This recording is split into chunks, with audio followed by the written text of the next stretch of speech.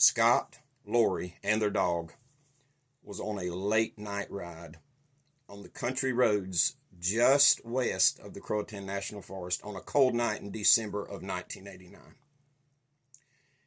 And they decided to go on this ride to enjoy the sights of a rare occurrence.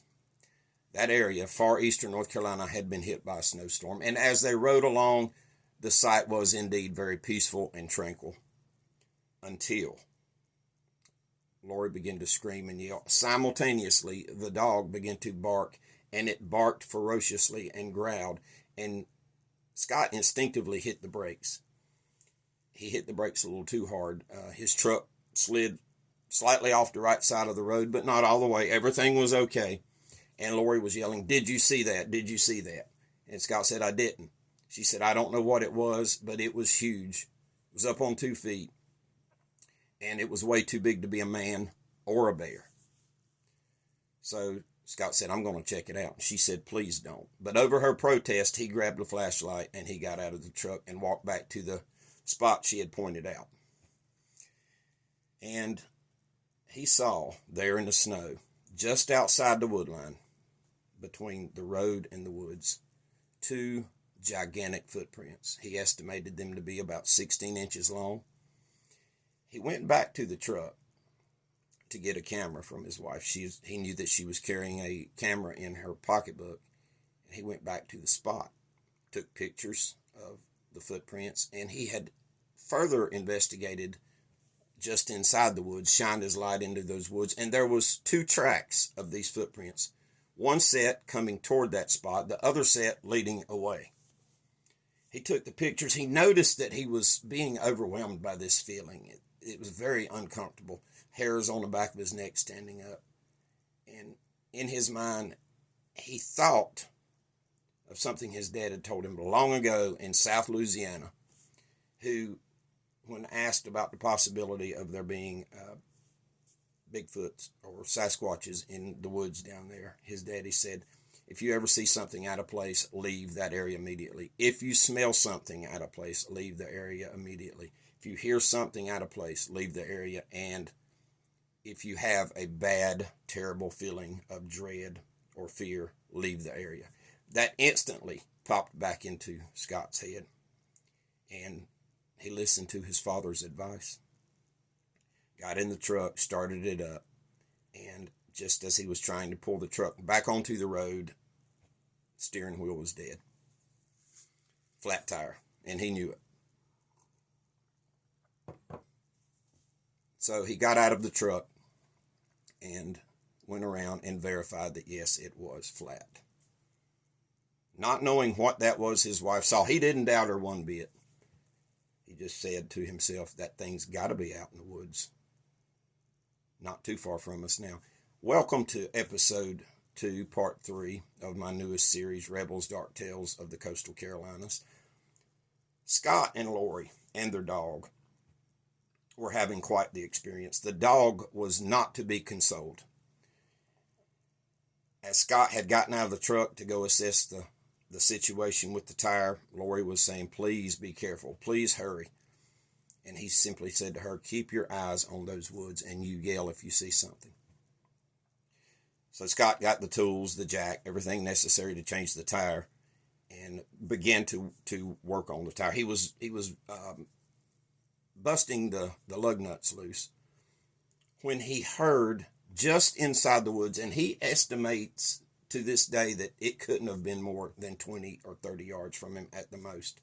But it was this sound, and it was the sound of exhaling or blowing intentionally. And he likened it in his head, being a country boy, that it was kind of like when a buck deer blows, except the sound of this blow was much deeper and much more powerful sounding and lasted a lot longer. He knew in his head whatever made that noise by blowing had a tremendously big set of lungs. The dog started absolutely going crazy again. His wife was scanning the woods for everything she was worth. He began to jack the truck up, and then another sound from just inside the woods, and it puzzled him because it was a series of dull thumps. And then the smell hit him. He described it at the time as being a stale, wet dog mixed with poop, his words. And he looked. And he knew he had no choice but to continue on getting this tire changed, or they wasn't going anywhere. So he said he began to feel frantic and panicky, and that just wasn't his style. He served in the military. He was a lifelong outdoorsman, had been on many adventures, had been in the dark woods, but he said this feeling just kept growing worse and worse, and he had to fight to just stay and continue on getting this tire changed. But he said it was one of the hardest things he ever did. He could hear walking distantly in the woods, and that what his father told him when he was a kid, it was just reverberating in his head. If you smell something, if you see something, if you hear something out of place, leave. If you have a bad feeling, leave. But he couldn't. So his wife began to shout louder, hurry, hurry, hurry. And he wasn't sure if she saw something that he didn't see, perhaps. But he got the tire changed. And he threw the jack and everything, just threw it in the back of the truck.